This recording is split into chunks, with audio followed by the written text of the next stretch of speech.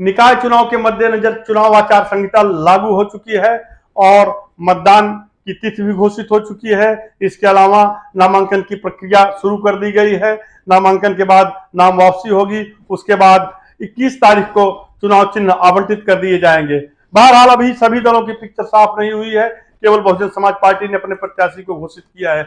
Bahujan Samaj party की ओर से हजीदा मसूद को प्रत्याशी बनाया गया है, लेकिन सबसे ज्यादा लोगों की निगाहें टिकी हुई हैं सत्तानसीब भारतीय जनता पार्टी को लेकर कि भारतीय जनता पार्टी की ओर से महापौर पद का प्रत्याशी होता कौन है।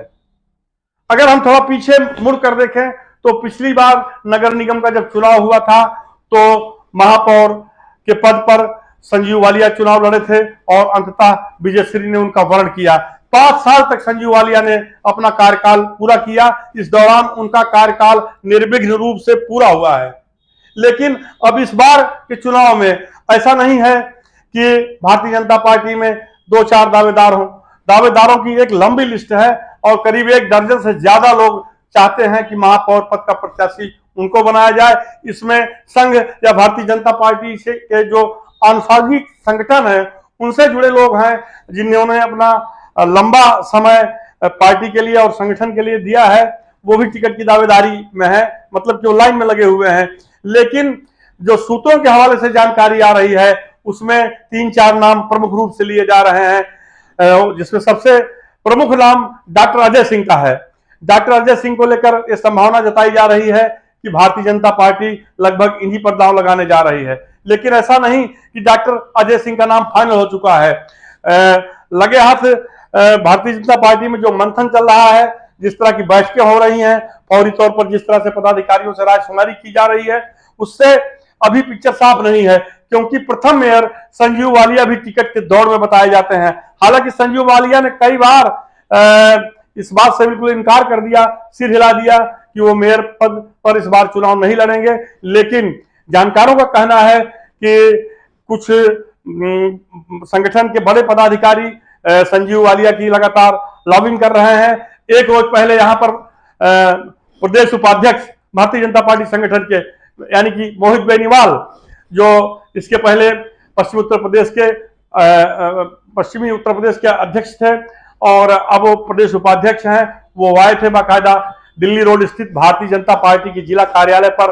उन्होंने बैठक ली जिसमें संगठन के कई बड़े पदाधिकारी थे। महानगर अध्यक्ष राकेश जैन थे, नगर विधायक राजीव गुंबर से भी उन्होंने बातचीत की और वापस जाते समय वो डॉक्टर अजय कुमार सिंह का जो मेडिग्राम अस्पताल है जिसके वो संचालक हैं, वहां रोड पर उनका भव्य स्वागत किया गया, जिसमें डॉक्टर अजय सिंह स्वयं मौजूद थे। उनके साथ कई और चिकित्सक थे, भारतीय जनता पार्टी के कई कार्यकर्ता थे। तो ये माना जा रहा है कि अजय सिंह जो है संभावित प्रत्याशियों में सबसे ऊपर उनका नाम है, लेकिन संजीव वालिया को इग्नोर कर दिया जाए ऐसा भी नहीं है। इसके अलावा कई और नाम है, जैसे कि अजीत चौधरी जो संघ के पुराने कार्यकर्ता रहे, विश्व हिंदू परिषद से जुड़े रहे, वो भी दावेदारी कर रहे हैं। इनके अलावा पुष्पेंद्र चौधरी, हालांकि राजनीति का उनका कोई लंबा कैरियर नहीं है, भारतीय जनता पार्टी में कुछ समय पहले ही शामिल हुए हैं, लेकिन वो अभी अपनी टिकट के दौड़ में है और लगातार वो बड़े पदाधिकारियों के संपर्क में है।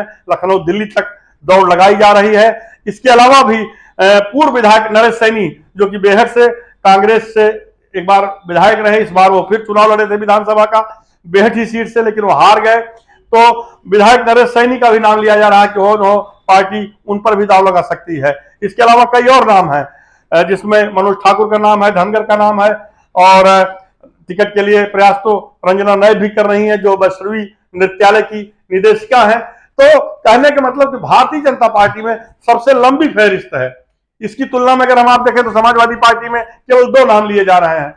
आसू मलिक के भाई नूर हसन मलिक का नाम लिया जा रहा है और समाजवादी पार्टी के पूर्व जिला अध्यक्ष मजाहिर हसन मुखिया का नाम लिया जा रहा है।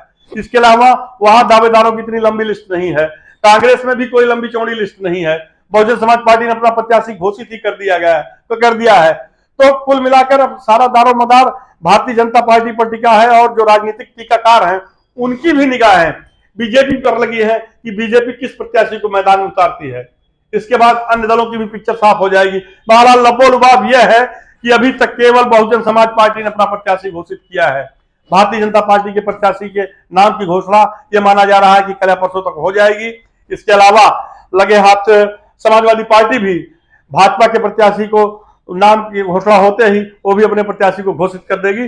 कांग्रेस की जहां तक बात है, वहां पर चूंकि कांग्रेस जनाधार से छिटकी हुई है और इमरान मसूद के कांग्रेस से जाने के बाद उस पार्टी का कोई बहुत बड़ा बेस यहाँ पर नहीं है, पारंपरिक वोटर जरूर उसके पास है, तो कांग्रेस कहीं लड़ाई में भी नहीं लगती। फिलहाल इन्हीं 3 दलों में त्रिकोणात्मक संघर्ष की उम्मीद की जाती है, जिसमें के भी 2 दलों के उम्मीदवारों के नाम की घोषणा होनी बाकी है। वो दल है सत्तामसीह भारतीय जनता पार्टी और समाजवादी पार्टी, जो भाजपा की धुर विरोधी है। इनके प्रत्याशियों के नाम घोषित होते ही चुनावी जो सरगर्मी है वो माना जा रहा है कि और तेजी के साथ बढ़ जाएगी। आज के लिए बस इतना ही। कैमरा पर्सन अरुण कुमार के साथ अवनींद्र कमल, जनवाणी न्यूज सहारनपुर।